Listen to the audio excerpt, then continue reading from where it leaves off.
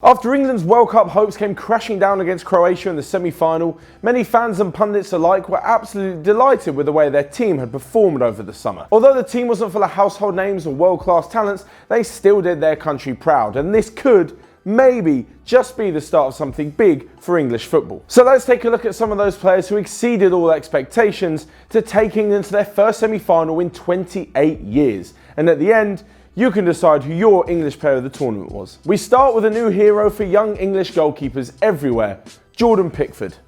After breaking through the ranks at Sunderland and after a big money move to Everton last summer, his first season at Goodison Park wasn't exactly groundbreaking, and before the tournament, his place as #1 English goalkeeper wasn't even assured, with the likes of Nick Pope and Jack Butland both vying for the #1 jersey. But with impressive performances at the World Cup, especially in the penalty shootout against Colombia and his quarter-final heroics against Sweden, he has done his reputation the world of good. Criticism over his height, or lack of, seems to have diminished over the World Cup, and he's proven himself to be an aggressive, brave shot stopper, something which England haven't had for a fair few years. Whilst doing this, he's also simultaneously buried Joe Hart's career, and at age 24, looks set for a long stint in between the sticks for England. Up next is England's newest hero, and a guy with a head so large, he could probably head the ball harder than he can kick it.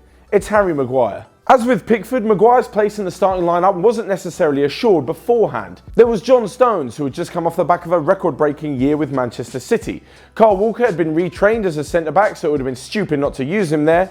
Gary Cahill and Phil Jones both had more experience than Maguire in England's shirt, and it wasn't even certain that Southgate would be using three at the back. So now that he's been linked with a move away from Leicester alongside all the hilarious tattoos and tributes in his honour, it shows you just what a great World Cup he actually had. An accomplished ball carrier with a great set of footballing feet, he's also got the physicality that wouldn't see him look out of place at Twickenham.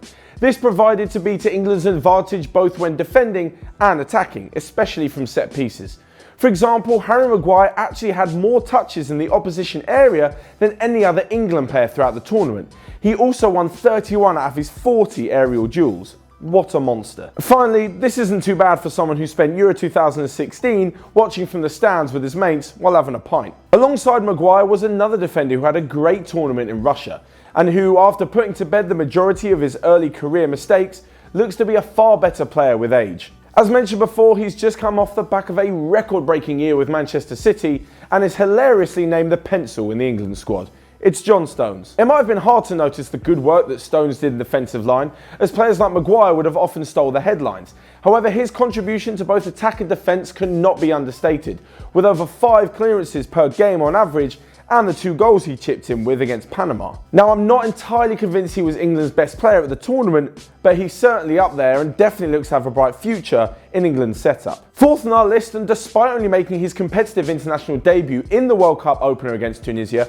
has gone on to show that he can really compete at this level. Oh, and if you haven't really seen much of him, well, comparisons to David Beckham and with the nickname the Berry Beckham mean that you can pretty much guess what Kieran Trippier's strengths are. But Kieran Trippier playing at right wing back meant that he could get forward far more often without worrying about the defensive side of his game, which he still does pretty well, and it meant that, like myself and many other England fans, our suspicions were completely changed after we saw the first few games. This allowed Trippier to move further forward much more and use the skills like crossing and free kick taking that he's been known for. For example, the semi-final beauty against Croatia was his first goal in an England shirt, and he also averaged more than 3 key passes per game throughout the whole tournament, second only to Neymar and Kevin De Bruyne from those teams who got through the group stage. It's for these kind of reasons he looks like a shoo-in for team of the tournament and for the starting spot at White Hart Lane next season. And finally, we have our last potential candidate for English Player of the Tournament, and I know what you're going to say already, you're probably not going to agree with me, which is why you can vote for someone else. Despite finishing the tournament with a few poor performances, can we really ignore Harry Kane's contribution to this England World Cup team? First of all, let's look at his main job, which is to score goals, and he definitely did that. Now, I know what you're going to say, he scored tap-ins, he scored penalties, he only scored against Panama and Tunisia. Well, of course he did. What do you want him to do? Miss these chances on purpose? Or go and play against another team while England are fulfilling their fixtures? No, that's absolutely ridiculous. Now, I know you're going to criticise his recent performances. However, can you imagine how much worse off England would have been without Harry Kane's goals? Exactly. His job is to score goals, and just as any great striker would tell you, it doesn't matter how they go in, every goal is a great goal. Whether they're from 40 yards, a penalty or a tap-in, they all count for exactly the same. Besides, I'm sure most English fans will agree that Kane was vitally important with his goals for this tournament. So that just leaves the rest of you salty, bitter people who are supporting the likes of Lukaku, Messi and Ronaldo, and you're just devastated that they didn't score that many goals. At the end of the day, a job for a striker is to score goals. Kane did it. End of conversation. As for him being a captain, well, he led the team pretty well as any other player could do. And the squad harmony, the togetherness and the motivation they had says a lot about Kane's leadership. So that's it from me. There are 5 players there from you to choose from for your English player of the tournament. Although it was a tough decision, I'm going to have to go with Jordan Pickford, as I thought he was magical in goal, especially having seen the goalkeeping performances of recent keepers at the World Cup and Euros for England, certainly in my lifetime. So Pickford, you take it from me, but what about the rest of you guys? Let me know in the comments below, and I'll see you next time.